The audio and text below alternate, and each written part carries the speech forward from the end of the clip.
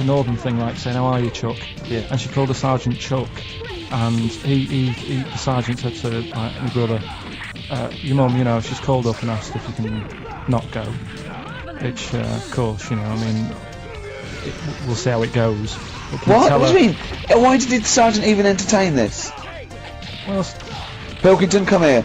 Your mum's been giving me a bit of earache. Now listen, tell her I've told you, but can you call her, because she called me Chuck and everything. Can you call her and say you don't mind? Well, not really. Oh, please, because I've promised her I'll say you want to go. No, please, say you want to go. Why was he entertaining this phone call? probably because he was new. What? Because he was new to the army, I suppose. Who? No, I mean the sergeant. I don't know, maybe they do that. So what happened? He didn't go in the end? So he didn't go, no. You can't do it. But that's ludicrous. I love it though. Oh, we went over the top. Pilton, No, I've got a note. Yeah. Is this really your mum? Yeah. Okay. No, this seems to be in order. Because I noticed it says, I do not want to go into the army. I don't want to go and fight, and it's crossed out and it's good. My mum says don't. Yeah. Go. Now you didn't write this yourself. No, my mum wrote this. Okay. You definitely wrote this yourself. You're going to have to fill envelopes. No, I'm sure if he was needed, he would have had to go, but I think he made a bit of a special effort. Well, it wasn't conscription anyway. Oh no, I was. But were the other soldiers going around just going, what? Pilkington. No, he ended up being a mechanic in there, and he got kicked out for going for a packet of fags in a tank. What? Now wait a minute. Do you mean he nipped down the shops in a tank? Yeah. I don't believe that, Carl. You've made Honest that to God, that, and he went off with the sergeant's wife. So that didn't help, and he ended up getting kicked out. Sorry, your brother's a genius. I love this. First of all, he gets a call from his mum, go and let him off, and he goes, oh God. Then he goes, where's Pilkington? His mum's on the phone. Where is he? He's near your house, Sergeant. Near my house? Well, why is... No reason. Well, when he comes back, when he's finished, tell him his mum called. And can he get me a packet of fags? Tell him to walk this time. Wow. This is ludicrous. So the sergeant found out that he was sleeping with his wife? Yeah, I don't know. I mean, Did your mum phone out and say let him off? Let him off this him. time. Can he... Yeah. That's fantastic. But he misses it. I mean, I haven't seen him for about 11 years. But ever since he came out, he's just kept getting into trouble and that. In the army, you know, people slag it off, but I think you're a certain type of person, it's good for you. It didn't straight him either, how did it? No. He was going down the shops in a tank, he was shagging someone behind their back. It's really weird. It's like back then, he was like a proper adult, and he had a house, and he collected crystal with his wife and that. And now, he hasn't got any of that. Has he got the wife? No. Has he got the crystal? Don't think he has. And he hasn't got the house. Seriously, I haven't seen him for about 11 or 12 years. Carl's stories always start off nice and funny, and then they just leave me empty and slightly depressed. I don't know whether to hug him or shoot him, put him out of his misery. Can we take Carl to the... phone in if you think I should take Carl to the vet and have him put down? Because it's just too stressful.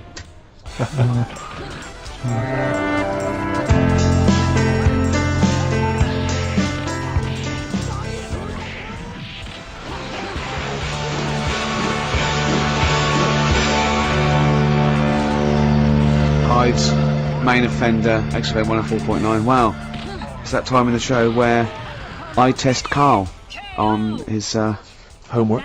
Yeah, for the week. History, the re-education of Carl Pilkington. As you know, we found out last week that he'd taken one GCSE and he'd got an E, and it was history. Do you know, Steve, I haven't told you this, went shopping on Sunday, buy some new jeans. It's in a shop, saw an old lad who I haven't seen for about 2.5 years. Went, you alright mate, how you doing? First thing he said, sorry to hear about your exam results. God. Had he listened to the show, or someone had just told him? Yeah, he was on a train listening to it on the way to a football match or something. He knew that you were on the show, did he? Yeah.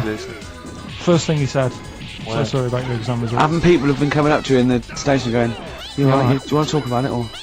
God. I know. Well, you did take it pretty badly. For a 29-year-old man. Just a bit of a shock, because it annoyed me that... It wasn't a shock.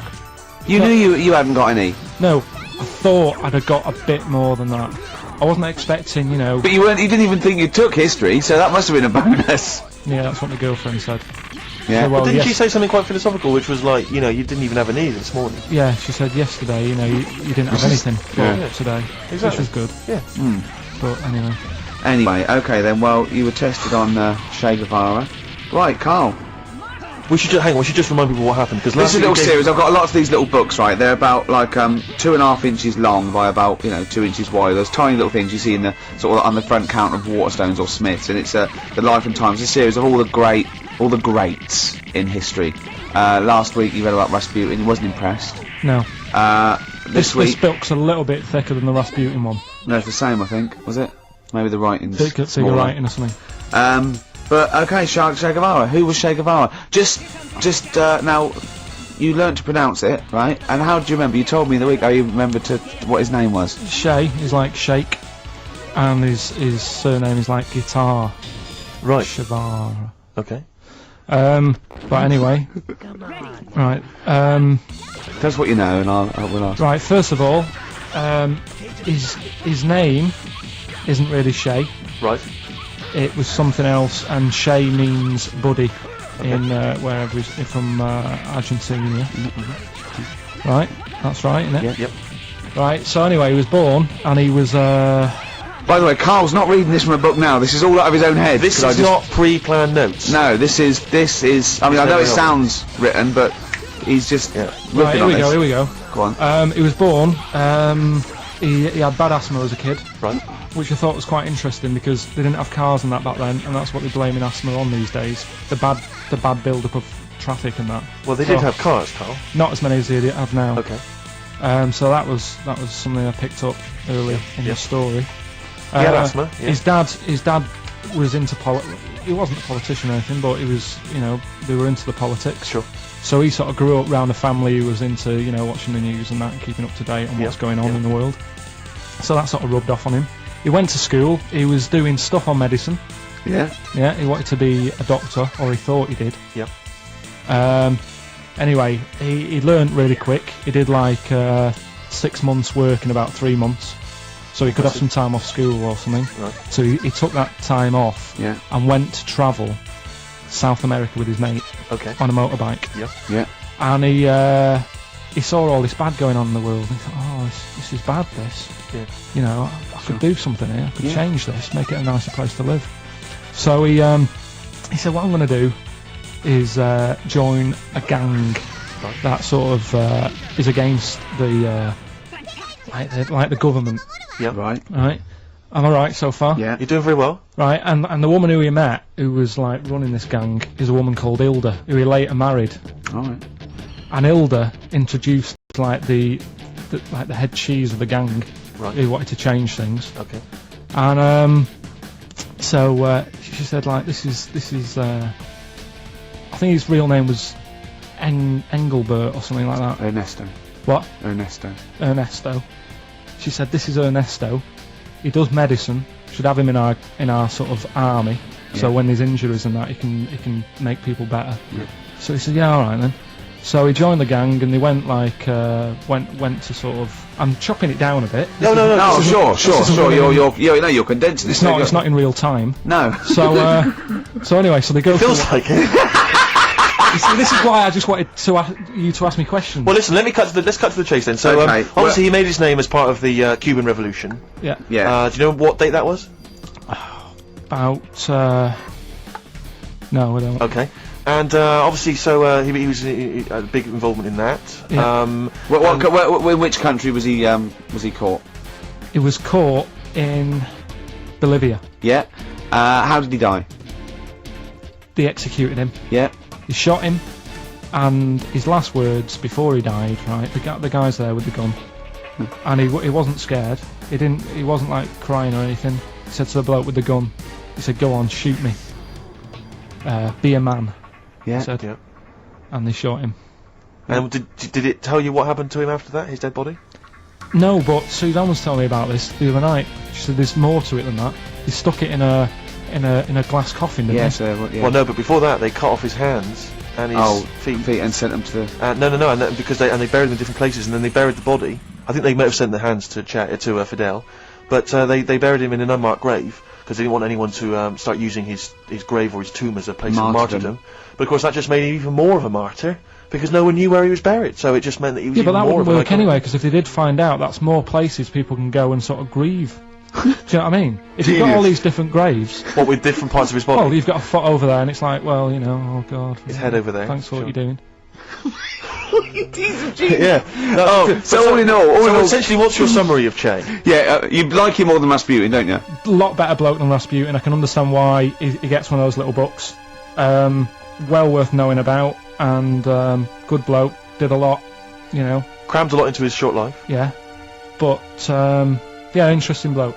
But just on the subject of Che Guevara, Steve called me up in the week because he was going through the duty log. We love the complaints on the BBC duty log, and someone had written in because one of the Blue Peter presenters was wearing a Che Guevara T-shirt, and what did the bloke say? Yeah, this is a series of people can phone in and write and complain to the BBC about different things. Why would you complain about wearing something? Well, listen, no, this was the thing. Is you complain about the best one. I mean, there's been some amazing complaints. Oh, there's some great ones. The best one, my favourite one that wasn't a complaint but was actually just someone had to phone in was what an excellent edition of Kilroy this morning. Yeah, Which but I there's thought- lots of that. There's things like Esther was superb.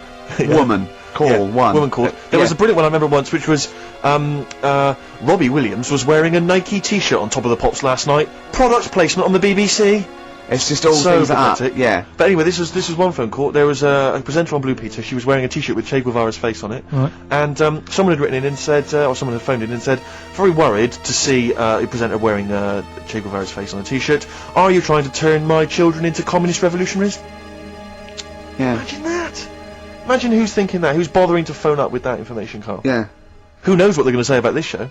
Yeah. I mean, you've been championing the work of communist revolutionary. Luckily, no one listening to this show can either write or operate a phone.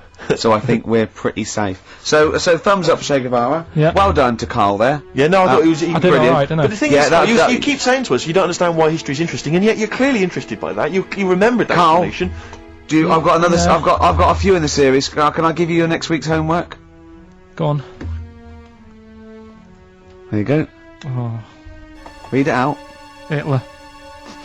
Hitler, the life and times of Hitler. 1889 to 1945. Yeah. Yeah. Do you know much about him? What's the significance of that last date? Why did he? What was that last date, Carl? Why do you think he died in 1945? End of the war, Yeah. which I'm interested in. So this will have stuff about Anderson shelters and that. It might not be covered in the Hitler biography, the Anderson Shelter, but Just check if there was a special Anderson chapter. Anderson Shelter chapter. Well, I'll look forward to this. It'll be interesting. Powdered Egg is page 4. Yeah. Excellent. Well, we're going to play a hip hop. Yeah, it's time for a hip hop hooray. People are absolutely in love with this feature, Rick, as you well know, and I know you're somewhat jealous of it. Yeah. This week, I know that Outkast are currently on the playlist, aren't they, with their new single "Whole of the World"? Is that Yep. or the whole world? Anyway, this is a track from the big compilation Outkast. It's just a sort of compilation of all their greatest hits, and this is a good one. It's called Rosa Parks. Play it, Carl.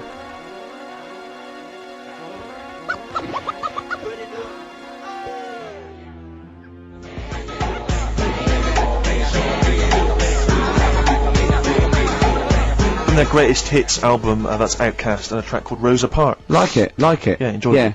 Now, we just had a call from someone impressed by Carl, and Carl's very pleased because this guy has actually done a PhD on Che Guevara. So, in theory, whatever subject he chose, in theory, he's probably one of the experts in the world on this particular field. Now, hello, are you there? Yeah, I'm here. Hello, what's your name? My name's David. David. Now, where did you do your PhD? At UCL. Did at UCL, mild college. And what was the actual title of the PhD? It was Che Guevara's influence on class struggle in Europe in the 60s. And what did you think of Carl's performance? I thought he did really, really well. The only thing I'd never heard those last words before. So Carl actually knows something you don't know. Yeah, possibly. Although you presumably not take that as verified information. You probably wouldn't take everything Carl said as gospel. You'd probably look it up yourself, would you? I probably would have a look, yeah. Did you know about babies' eyes? Sorry? Did you know that babies' eyes don't grow? I didn't know that. You see, that's why you shouldn't take things Carl says as gospel, because it'll come out with something vaguely intelligent, and then say, "Did you know about babies' eyes don't grow?"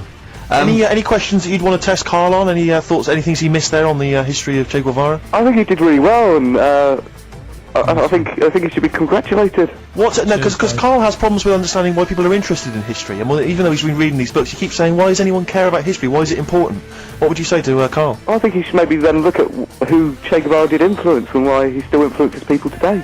Yeah. Well, he knows that he influenced Citizen Smith, and he knows that if McDonald's ever wanted to swap Ronald McDonald for Che Guevara, it would cost him an awful lot of money. So he is trying to apply it to the modern world. He is having a go. Well, maybe you should think, like, why Rage Against the Machine have him on their T-shirts.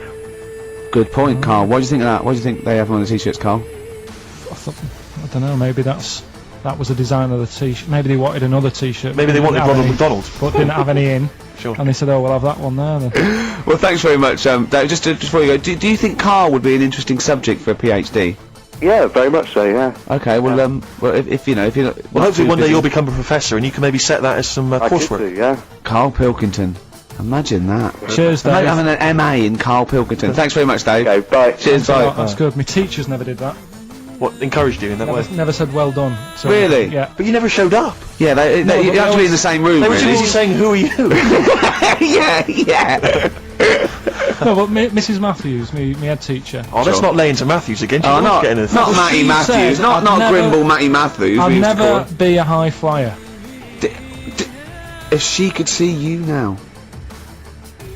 What did she say? You'll never be a high flyer. She said that to me, mum and dad, Really? on a parents' evening. What did And that was after I'd played the drums in Little Donkey. She clearly didn't know what she was talking about. The picture song.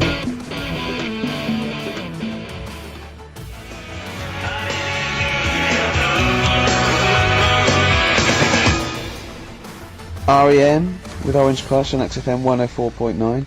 Well, nearly through, only 20 minutes to go. I'm Ricky Gervais, with me Steve and Carl. Carl, what did you point to me then? Just reminded me. Go on. Orange Crush. Do you know we were talking the other night about contraceptives? No, you said to me, I've got to do lots of homework. You look up how they used, in the olden days, how they used to use elephant dung as a contraceptive. And I went, what? And he went, no, look it up. You make me give me those things. I said, I don't know. Was it they put, when you're running around with dung on the end of your knob, no woman really wants to go near it. Is that how it worked? And he went, come on, you give me things to do. If you've just written a PhD on how to use elephant dung as a contraceptive, please get in touch. And I I found will out give the number in a minute. It's not elephant, it was crocodile. Oh, right, Why? But, yeah, Orange Sorry, Crush. no, you can't. No, whoa. What? Back. What do you mean? It was crocodile dung. How did they use crocodile dung as a contraceptive? I don't know.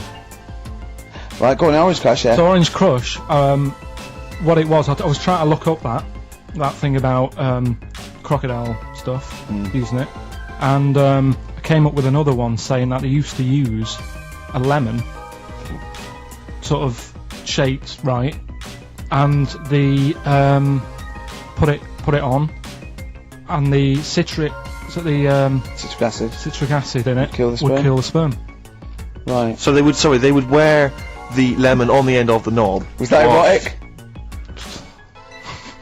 It worked. Listen, I'll try anything, Carl, mate. If that works. yeah. If the ladies like that. I mean, could it be anything? Could it be like, a melon? Kumquat? Yeah, maybe. In my case. What's those hairy ones? Yeah. Anyway, that just reminded me when Orange Crush. Well, thanks very much for that, Carl. It's and that I didn't even ask him to. No. Research that. no. He just- So Orange Crush reminded you of the lemon contraceptive. Mm. Okay. Jolly good. You could use it as a little lemon squeezer, couldn't you? It could be like a novelty lemon squeezer. You just stand in the kitchen, and then when someone wants to just come along and go on the end of your. Did you Yeah. make this lemonade yourself? I did. It tastes funny. It tastes funny. Okay, yeah. Anyway. Would you, Carl, this is a quick question to you. Would you ever sort of find yourself in a situation where you might confuse a woman's breasts with mountains? Is that a concern for you, do you think? No. Not a problem for you? Well, not if they're small and humble. I wouldn't. That's what I'm hoping. That's what, fingers crossed. If they were small and humble, then I'd pretty much not confuse them with mountains. Thank God. But I mean, if they were large and sort of pendulous. And with like quite rocky with snow on top, Exactly. then I'd go, hold on, love. Wait a minute. Hold on, love. I was into this, but now Exactly. I feel like I'm alone. Carl, do you know what we're talking about? Who has done that? I'll give you a clue. One more time. See, my breasts are small and humble, so you don't confuse them with mountains. Shakira. It's a lyric that me and Taking Steve the are nation obsessed by with. storm. It's quite a nice song. It's got It's very much like, it sounds a bit like Men at Work Down Under. yeah, it's got the panpipes. Is this what's its kid? Who? Julio Iglesias. No, it's Shakira. Consequently, the word Shakira there being mentioned. I haven't heard of him. Okay. She's a big Latin star, apparently, big Latin American star. And anyway, just sing it again for us. See, my breasts are small and humble, so you don't confuse them with mountains. Which is a concern, it was always a concern. Definitely. Actually, a number of times she's woken up, and there's been a fat bloke with a beard, and a